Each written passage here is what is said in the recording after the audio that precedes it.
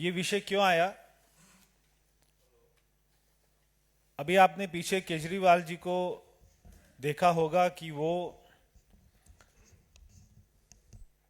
एक दिल्ली की एमसीडी की लैंडफिल साइट दिखाने गए थे।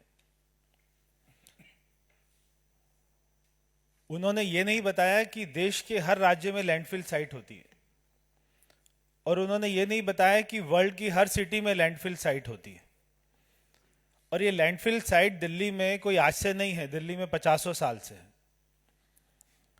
एक बहुत अच्छी कहावत है, one should lead by example not by just words. अगर आपको हमारा काम दिखाना है तो पहले आपको अपना काम करके दिखाना होगा कि मैंने ये काम किया, और बीजेपी ये काम नहीं कर रही। हम आपको दिखा रहे हैं कि पानी के अंदर में कूड़े का पहाड़। अरविंद केजरीवाल जी अपनी हर उपलब्धि पर हमेशा बोलते हैं कि वर्ल्ड में ऐसा नहीं हुआ। तो वर्ल्ड में ऐसा कभी नहीं हुआ कि पानी के अंदर में कूड़े का पहाड़ बन गया हो। ये जो अभी सारा विषय चल रहा है, ये मेरी लोकसभा का है, और दिल्ली के अलग अलग जितने भी नहरें हैं, जितने भी इंडस्ट्रियल एरिया है, वहां से सारा गंदा पानी यमुना नदी में गिरता है। मेरे क्षेत्र में नजफगढ़ ड्रेन है। जब अरविंद केजरीवाल जी सत्ता में आए थे, उससे पहले नजफगढ़ ड्रेन में 7 लाख क्यूबिक मीटर सिल्ट था, और आज 8 साल में 45 लाख क्यूबिक मीटर सिल्ट है। 8 साल में कम नहीं हुआ, 7 लाख से 45 लाख हो गया। यानी कि पानी के अंदर में जो मल कूड़ा सारा जमा हुआ है, वो 7 लाख से 45 लाख हो गया। अब जब पानी के अंदर में, नहर के अंदर में इतना कूड़ा इंडस्ट्रियल एरिया का जम जाता है, तो इसका प्रभाव क्या होता है? इसका प्रभाव ये होता है कि आसपास की जितने भी सारे रिहायशी इलाके हैं, कॉलोनियां हैं, जो मेरे क्षेत्र में पड़ती है, मैं उनका जिक्र कर देता हूं। विकासपुरी, निहाल विहार, नीलोठी, पश्चिम विहार, रघुबीर नगर, उत्तम नगर, नजफगढ़, विकास नगर, सैनिक एन्क्लेव, दिचाऊ, मादीपुर और पंजाबी बाग, रजौरी गार्डन। ये नहर के जो आसपास के रिहायशी इलाके हैं, जब ये सिल्ट सारा जमा हो जाता है तो जो सारा पानी अंदर जाता है, वेस्ट अंदर जाता है, वो बैक फ्लो मारता है, और लोगों के घर में बारिश के दिनों में सारा सीवेज का पानी इकट्ठा हो जाता है। क्योंकि नहर, अभी आपने वीडियो देखा था, जो नहर का पानी था वो पुल तक आ गया है, क्योंकि नीचे इतना सारा मल जमा हुआ है।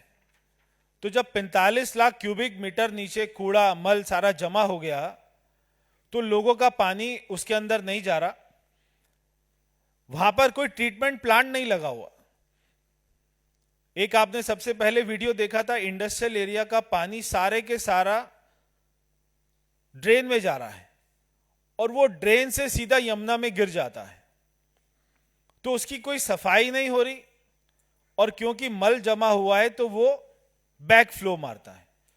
ब्लैक फ्लो मारता है तो लोगों के घर में पानी, सीवेज का पानी आ जाता है, उनकी नालियां, उनका सारा बाथरूम, वो सारा चौक हो जाता है।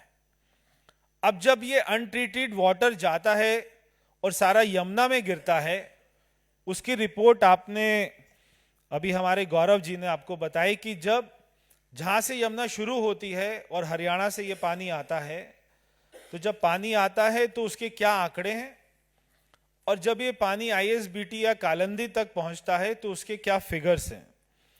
एक उन्होंने जो सबसे भयानक फिगर बताई है, वो जो फीकल कॉलीफॉर्म है, जब पानी हरियाणा से आता है तो 500 होता है, और जब वो आईएसबीटी तक पहुंचता है तो 6,10,000 होता है।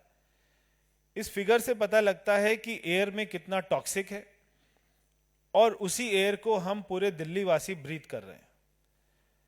ये केवल कोई छोटे से इलाके का मामला नहीं है। ये 40-50 किलोमीटर के रेडियस को कवर करता है ये सारा गंदा पानी, और जो इसमें टॉक्सिक फॉर्म निकलती है वो एयर में जाती है, और एयर में जाती है तो दिल्ली वासी उसी को ग्रहण करते हैं, इससे वो बीमार होते हैं। अभी गौरव जी ने एक आपको पिक्चर दिखाई थी कि 4 साल पहले अरविंद केजरीवाल जी दिल्ली के टैक्स पेयर के पैसे से सियोल घूमने गए थे कि वहां पे नदी कैसे साफ हुई। आपको सियोल जाने की जरूरत नहीं है, आपको साबरमती रिवर फ्रंट जाने की जरूरत है। अभी आप वहां पर घूम भी रहे हैं, आप वहां पे प्रधानमंत्री जी से बात कीजिए, आप हमारे मुख्यमंत्री से बात कीजिए। काम बहुत सिंपल है अगर आपको करना है। मैंने आपको कहा था एग्जाम्पल आपको क्रिएट करना पड़ेगा अगर आपको कुछ करना है, तो हमने वो एग्जाम्पल क्रिएट किया है कि हमने साबरमती रिवर फ्रंट बनाया। अब आपको करना केवल इतना ही था, आप वहां के मुख्यमंत्री से मिलते, उनके जो सारे प्रोजेक्ट में आर्किटेक्ट थे, इंजीनियर थे, जो सारी कंपनियां थी उनसे बात करते, उनको लेकर आते दिल्ली में, उनको पूरा सर्वे कराते, एक अपनी रिपोर्ट बनवाते। इतना पैसा जो विज्ञापन पे खर्च कर रहे हैं उतना पैसा अगर आपने उनको दे दिया होता तो दिल्ली में भी यमुना रिवर फ्रंट बन जाता। काम केवल इतना था, 22 किलोमीटर का रिवर फ्रंट है। अगर आप देखेंगे वर्ल्ड में जितने बड़े बड़े शहर हैं सारे नदियों के आसपास में बस जाते हैं, सारी बड़ी बड़ी बिल्डिंग, कमर्शियल टावर, क्योंकि वो उसको क्रिएट करते हैं। हमारे दिल्ली में यमुना बहती है किसी को पता ही नहीं है, हम सभी सोचते हैं गंदा नाला बहता है। तो यमुना मां को आज अरविंद केजरीवाल ने गंदा नाला बना दिया। इसलिए आप सारे, बहुत सारे पत्रकार बैठे हैं, अगर इसके बारे में आप थोड़ा स्टडी करेंगे, साइट पर जाएंगे, जहां से यमुना शुरू होती है वहां पर जाएंगे, उस पानी की पिक्चर को देखेंगे और फिर कालंदी जाकर पानी की पिक्चर को देखेंगे तो आपके सामने आपकी आंखों के सामने सारी पिक्चर साफ हो जाएगी। अब हमारा दुर्भाग्य क्या है कि जो दिल्ली जल बोर्ड है वो एक अपने आप में अपनी कॉन्स्टिट्यूशनल बॉडी है, उसकी फाइल, उसका बजट का एलजी के पास में कोई अधिकार नहीं है, वो सारा दिल्ली सरकार ही उसकी मालिक है। मगर दुर्भाग्य की बात यह है कि आज उनकी क्वालिटी की रिपोर्ट कौन तैयार करता है, वो भी दिल्ली जल बोर्ड तैयार करती है। आज उनको सर्टिफिकेट कौन देता है, वो भी दिल्ली जल बोर्ड देती है। आज उनको पास कौन करता है, पानी की जो क्वालिटी होती है उसको कौन कंट्रोल करता है, वो भी दिल्ली जल बोर्ड करती है। तो अंदर के सभी अधिकारी आपस में एक दूसरे को क्लीन एक अपना चिट दे देते हैं और सारे बच जाते हैं। मगर जब दिल्ली के एलजी को यह बात पता लगी कि इतना सिल्ट जमा हुआ है और इतना गंदा पानी आ रहा है, तो उन्होंने 3 महीने के अंदर अंदर में 3 किलोमीटर की हमारी नजफगढ़ ड्रेन को साफ कर दिया। वो खुद वहां पर स्वयं गए, हमारे पास में पिक्चर है, वो एक वहां पे नाव लेके गए, नाव में खुद बैठे, उसको पूरा क्लीन करवाया। जब 3 महीने में 3 किलोमीटर हमारे दिल्ली के उपराज्यपाल महोदय साफ कर सकते हैं, तो 8 साल में क्या मुख्यमंत्री साफ नहीं करता? बात केवल इतनी सी सीधी है। कल मैं अरविंद केजरीवाल जी का एक इंटरव्यू देख रहा था और उन्होंने कहा अशोक गहलोत के बारे में कि अशोक गहलोत जी गुजरात आकर बड़ी बड़ी घोषणाएं कर रहे हैं, क्या ये इन सारी घोषणाओं को अपने राज्य में, राजस्थान में अमल करते हैं? नहीं करते। ऐसा अरविंद केजरीवाल ने बोला। मैं अरविंद केजरीवाल से पूछना चाहता हूं, आप जाते हैं गुजरात में, आप कहते हैं महिलाओं को 1000 रुपए भत्ता देंगे, क्या आप दिल्ली में देते हैं? नहीं देते। आप जाते हैं गुजरात में, कहते हैं मैं वहां पर बेरोजगारी भत्ता दूंगा, क्या आप दिल्ली में बेरोजगारी भत्ता देते हैं? नहीं देते। आप गुजरात में जाकर साबरमती रिवर फ्रंट देखिए, उसके बाद में यह बताइए कि आपने दिल्ली में कितने सीवेज ट्रीटमेंट प्लांट लगाए, दिल्ली में यमुना को कितना साफ किया, दिल्ली में हवा को कितना साफ किया। तो अगर आपको किसी को ज्ञान देना है, ज्ञान बांटना है, तो पहले आपको करके दिखाना पड़ेगा, उसके बाद में लोग आपके ऊपर में विश्वास करेंगे। वरना बड़ी बड़ी बातें, बड़े बड़े सारे अपना झूठे वायदे तो कोई भी कर सकता है। बहुत बहुत धन्यवाद।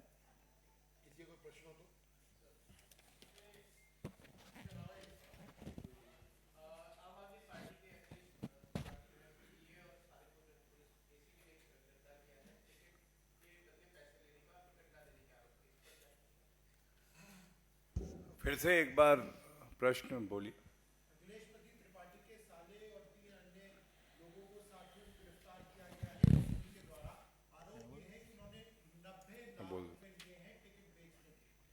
प्रवेश जी इस प्रश्न का उत्तर दें। देखिए, ऐसा कोई पहली बार नहीं हुआ है। जब 6 महीना पहले एमसीडी के इलेक्शन होने वाले थे और वो पोस्टपोन हो गए, जैसे ही पोस्टपोन हुए, कई आम आदमी पार्टी के कार्यकर्ताओं ने अपने वीडियो बनाकर आरोप लगाए कि हमने 50 लाख रुपए दिए थे और हमारे पैसे वापस नहीं दे रहे हैं। हमने राज्यसभा में भी देखा है कि ये कैसे कैसे बिजनेसमैन को लेके आते हैं जिनका आम आदमी पार्टी से कोई सारोकार नहीं होता, एक दिन पहले तक वो आम आदमी पार्टी के सदस्य भी नहीं होते हैं, और चार ऐसे बिजनेसमैन को टिकट दे दी जाती है। इसके पीछे क्या कारण है, इस बात का जवाब तो वही दे सकते हैं। और हम चाहे विधानसभा का चुनाव हो चाहे कॉरपोरेशन का चुनाव हो, आम आदमी पार्टी में ये जो उन्होंने 250 टिकट दी है उसमें अगर आप देखेंगे तो आपको 150 लोग ऐसे मिलेंगे जिनका आम आदमी पार्टी से एक दिन पहले तक कोई भी सारोकार नहीं था, इसलिए उनके सारे कार्यकर्ता इसलिए नाराज हैं। अगर किसी के पास 1 करोड़ होगा दिल्ली में तो उनको काउंसलर की टिकट मिल जाएगी आम आदमी पार्टी से, कार्यकर्ताओं को उनकी टिकट नहीं मिलती है, हम सभी को पता है।